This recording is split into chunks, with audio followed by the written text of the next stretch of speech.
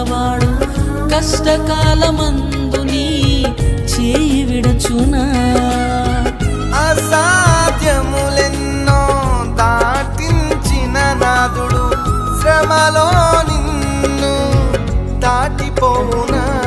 సియోను దేవుడే నిన్ను సిగ్గుపడనివ్వడు, కనికరాపూర్ణుడే నీ కన్నీరు తుడుచును.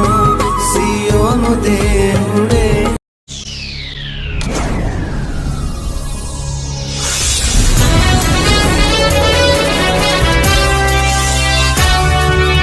మన్నా మాధుర్యము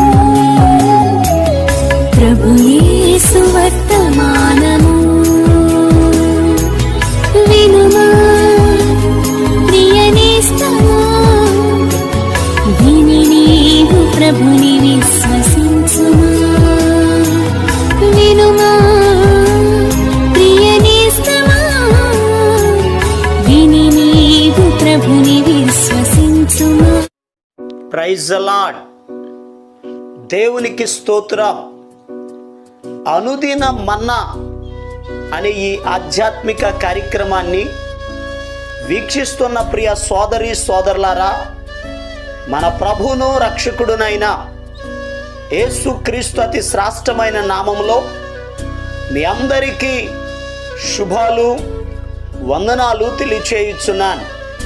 దేవుని పరిశుద్ధ గ్రంథంలో నుండి యెషయా గ్రంథం 54వ అధ్యాయం 3వ వచనం, కుడివైపునకును ఎడమవైపునకును నీవు వ్యాపించెదవు. ప్రభునందు ప్రియ దేవుని యొక్క బిడ్డలారా, మన ప్రభు సెలవిస్తున్న ఒక అద్భుతమైనటువంటి మాట, కుడివైపునకు ఎడమవైపునకు నీవు వ్యాపించెదవు. నిజమే, భూలోకంలో ఉన్న ప్రతి ఒక్కరికి కూడా ఈ ఆశ ఉంటుంది. వారి కుటుంబంలో ఆర్థికంగా, వ్యాపారపరంగా, వారు చేసే పని విషయంలో వ్యాపించాలి. వ్యాపించుట అనగా విస్తరించుట, అభివృద్ధి చెందుట. ప్రతి ఒక్కరికి ఆశే, నేను విస్తరించాలి, నేను అభివృద్ధి చెందాలి, నేను ఆర్థికంగా, నా కుటుంబంలో నేను చేసే వ్యాపారపరంగా, చేతి పనుల విషయంలో అభివృద్ధి చెందాలనే ఆశ ప్రతి ఒక్కరికి ఉంటుంది. దేవుడు కూడా అదే ఆశ కలిగి ఉన్నాడు. మనమంతా వ్యాపించాలని ప్రభు కూడా ఆశిస్తున్నారు. అయితే ఒక వ్యక్తి వ్యాపించాలి అని అంటే ఆ వ్యక్తి ఏం చేయాలో ఈరోజు పరిశుద్ధ గ్రంథంలో నుండి జాగ్రత్తగా దేవుని వాక్యాన్ని ధ్యానం చేద్దాం.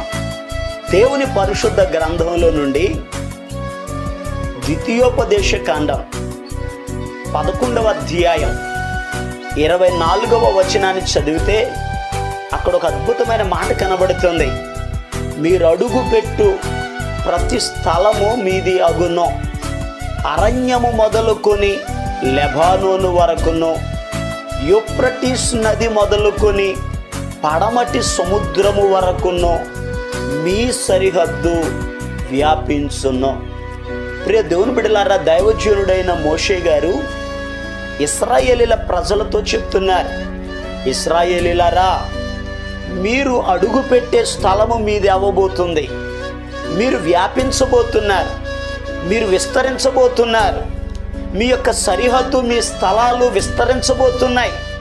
మీరు కుడికి ఎడమకు మీరు వ్యాపిస్తారు అని చెప్తున్నారు.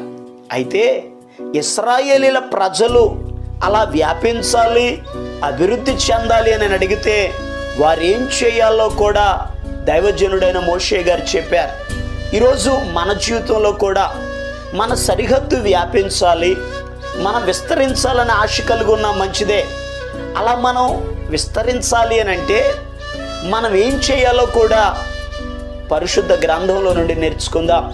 దైవజనుడైన మోషే గారు 4 విషయాలు ఇశ్రాయేలీల ప్రజలకు ఆ పై వచనంలో తెలియపరిచారు. ఆ విషయాలను జాగ్రత్తగా ధ్యానం చేద్దాం.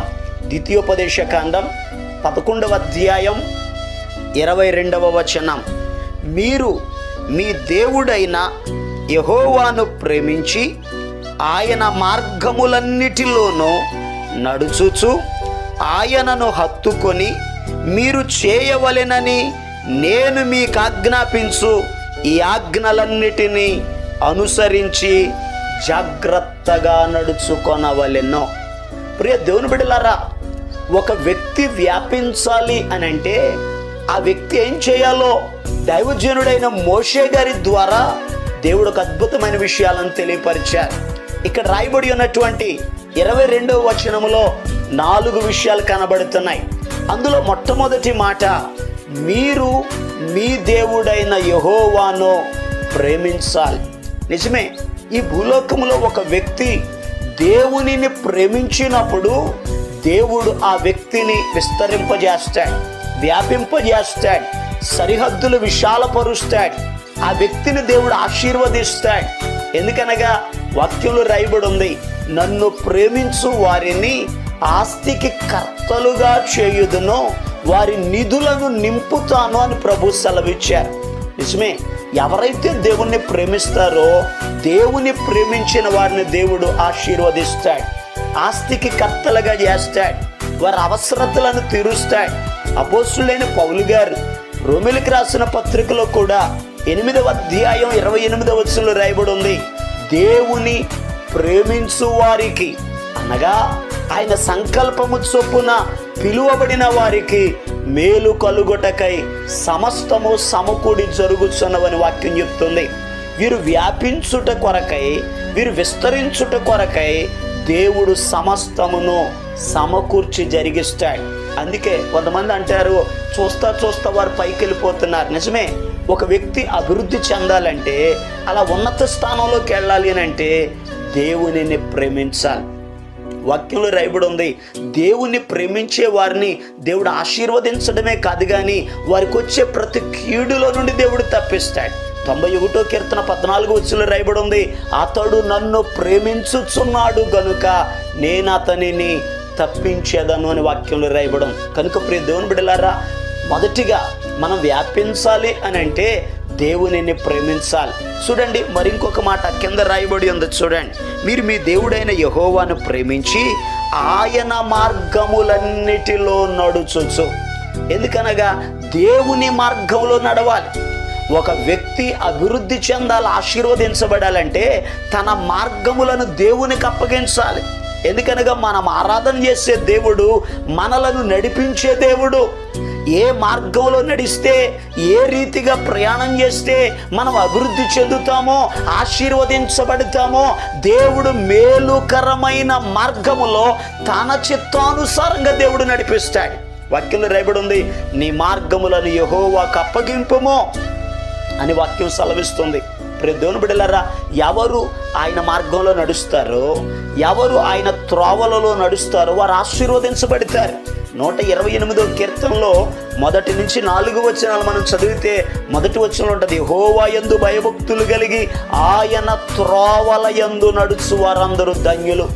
ఆయన త్రోవ, ఆయన మార్గంలో మనం నడిచినప్పుడు 4వ వచనంలో రాయబడి ఉంది, వారు ఈలాగు ఆశీర్వదింపబడుదురు. నిజమే ప్రియ దేవుని బిడ్డలారా, మనం ఆశీర్వదించబడాలి, వ్యాపించాలి అని అడిగితే దేవుని మార్గంలో మనం నడవాలి.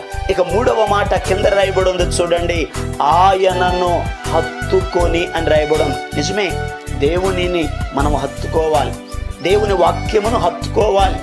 ఎవరైతే దేవునిని హత్తుకొని ఆయనను వెంబడిస్తారో వారు వ్యాపిస్తారు. ఇక 4వదిగా కింద రాయబడి ఉంది, ఆయన ఆజ్ఞలను జాగ్రత్తగా గైకొనాలి. ఆయన ఆజ్ఞలనగా ఆయన మాట.